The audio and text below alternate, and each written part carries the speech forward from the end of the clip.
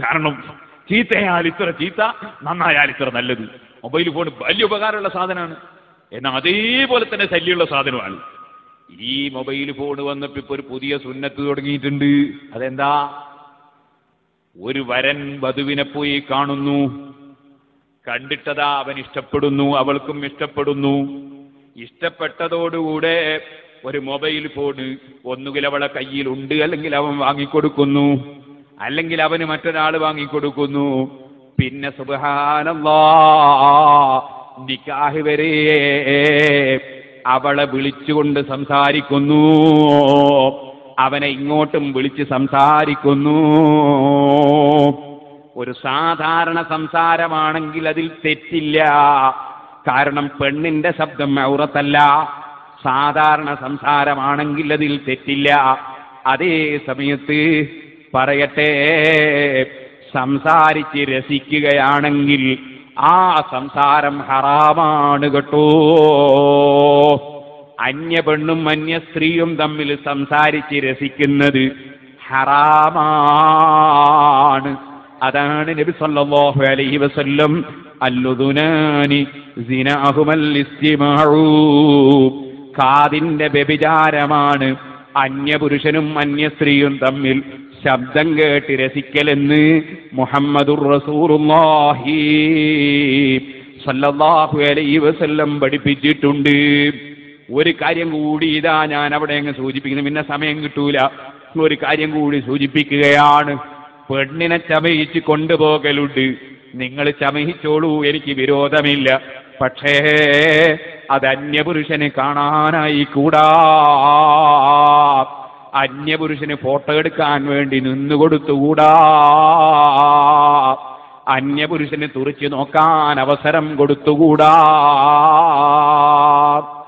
ഒന്നുകൂടി പറയട്ടെ, ഈ ചമയിക്കുന്ന സമയത്ത് പഴയ കാലത്ത് ഈമാനും തഖ്വയുമുള്ള സഹോദരിമാര് വന്നിട്ട് തഹജ്ജുദ് നിസ്കരിക്കുന്ന ഒരു ഉമ്മ ഉണ്ടെങ്കിൽ, ഖുർആൻ ഓതുന്ന ഒരു ഉമ്മയുണ്ടെങ്കിൽ, ആ ഉമ്മാന്റെ നേതൃത്വത്തിലാണ് പുതിയ പെണ്ണിനെ അതാ ചമയിച്ച് പറഞ്ഞേക്കാറുള്ളത്.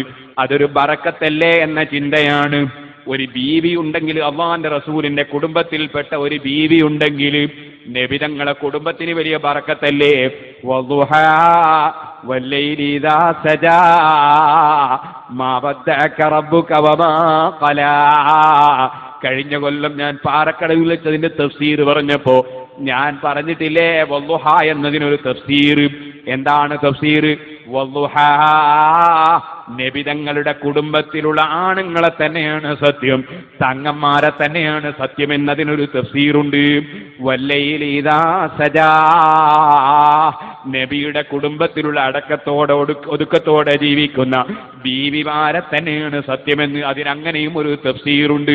അപ്പൊ തങ്ങന്മാർക്കും ബീവിമാർക്കും ഒക്കെ വലിയ ബഹുമാനമുണ്ട്. ഇരിക്കട്ടെ സുഹൃത്തുക്കളെ, ആ ആയത്തിൽ ഒരുപാട് തഫ്സീറുണ്ട്. അത് കഴിഞ്ഞ വർഷം നമ്മൾ സംസാരിച്ചിട്ടുണ്ട്. അതിന്റെ CD ഇപ്പോൾ കിട്ടുമ്പോൾ നിങ്ങൾക്ക് വാങ്ങി കേൾക്കാം. ഞാനിപ്പോൾ അങ്ങോട്ട് കിടക്കുന്നില്ല. അപ്പൊ ഒരു നബി കുടുംബത്തിൽപ്പെട്ട ഒരു ബീവിയായിരിക്കട്ടെ എന്റെ മകളെ അല്ലെങ്കിൽ എന്റെ മകന്റെ ഭാര്യയെ ചമയിച്ചു കൊണ്ടുവരുന്നതെന്ന് താല്പര്യപ്പെടുന്ന സ്വഭാവം മുമ്പുണ്ടായിരുന്നു. അതൊക്കെ ആത്മീയ ചിന്തയായിരുന്നു. ഇപ്പോൾ അതപ്പതിച്ച് എവിടെ എത്തിയെന്നറിയോ? നമ്മളെ കൂട്ടത്തിൽ തന്നെ നിസ്കരിക്കാത്ത പലരുമുണ്ട്, നോമ്പെടുക്കാത്ത പലരുമുണ്ട്, ഏത് തെമ്മാടിത്തവും ചെയ്യുന്ന ചില പെണ്ണുങ്ങളുണ്ട്.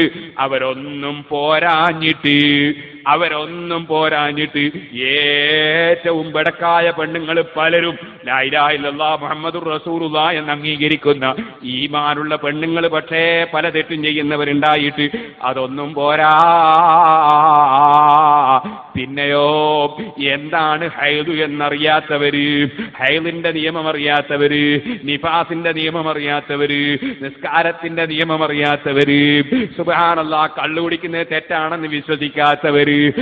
അങ്ങനെ പോയിട്ട് ലാ ഇലാഹ ഇല്ലല്ലാഹ് എന്ന വിഷയം തന്നെ അറിയാത്തവര്, മുഹമ്മദുർ റസൂലുള്ളാഹ് എന്ന പേര് തന്നെ ഉച്ചരിക്കാൻ അറിയാത്തവര്, അങ്ങനെ ലാ ഇലാഹ ഇല്ലല്ലാഹ് മുഹമ്മദുർ റസൂലുള്ളാഹ് വിശ്വസിക്കുകയോ അത് പറയുകയോ ജീവിതത്തിൽ ഒരിക്കലും മരണം വരെ നിസ്കരിക്കുകയോ ചെയ്യാത്ത കക്ഷികൾ തന്നെയാകണമെന്ന നിലയ്ക്ക് ഇന്നാലില്ലാ തലമറക്കാത്ത, മാറുമറക്കാത്ത, ജനാബത്ത് കുളിക്കാത്ത, ഹൈദ് കുളിക്കാത്ത, ഒതുവെടുക്കാത്ത കക്ഷികൾ തന്നെയാകണം എന്റെ ഭാര്യ, എന്റെ പെൺകുട്ടിയെ ചമയിക്കുന്നതെന്ന നിലയ്ക്ക് അങ്ങനെ ചിലരെ കൊണ്ടുവന്ന് ചമയിക്കുന്നതിന് മടിയില്ലാത്ത ഉമ്മമാരില്ലേ, അതിന് വീട് തുറന്നു കൊടുക്കുന്ന ബാപ്പമാരില്ലേ, ഇത്ര നന്ദി കെട്ടവരുണ്ടോ?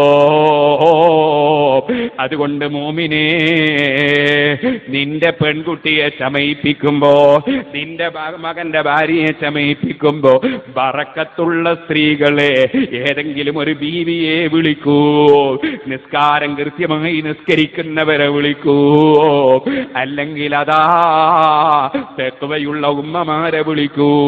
അവരടുത്ത് നിന്നിട്ട് നിനക്ക് പേഷനും പരിഷ്കാരവും അതേ അള്ള പൊരുത്തപ്പെട്ട നിലക്ക് മതിയെങ്കിൽ അതിന് പറ്റുന്ന പെൺകുട്ടികളെയും വേറെ വിളിച്ചോ, അതിനെനിക്ക് വിരോധമില്ല. ഈമാനില്ലാത്തവരെ കൊണ്ട്, അതേ തെക്കുവയില്ലാത്തവരെ കൊണ്ട്, ഇസ്ലാമില്ലാത്തവരെ കൊണ്ട് ഈ പെണ്ണിനെ ചമയിപ്പിക്കല്ലേ. ഭക്തിയോടെ ജീവിക്കുന്നവരെയല്ലേ അതിന് തിരഞ്ഞെടുക്കേണ്ടത്. എവിടെ പോയി നമ്മുടെ ആത്മീയത? എവിടെ പോയി നമ്മുടെ ഈമാൻ? റോട്ടിലിറങ്ങി രണ്ട് മുദ്രാവാക്യം വിളിക്കുന്നതിലാണോ നമ്മുടെ ഈമാൻ? റോട്ടിലിറങ്ങിയിട്ട് എവിടെയെങ്കിലും 4 കല്ലെടുത്ത് വെക്കലാണോ ഈമാൻ? അനാവശ്യം പറഞ്ഞ് നാട്ടിൽ കുഴപ്പമുണ്ടാക്കലാണോ ഈമാൻ? ഈമാൻ എന്നത് ഖൽബിന്റെ ഉള്ളിൽ നിന്ന് വരണ്ടേ. തഖ്വ എന്നത് ഖൽബിന്റെ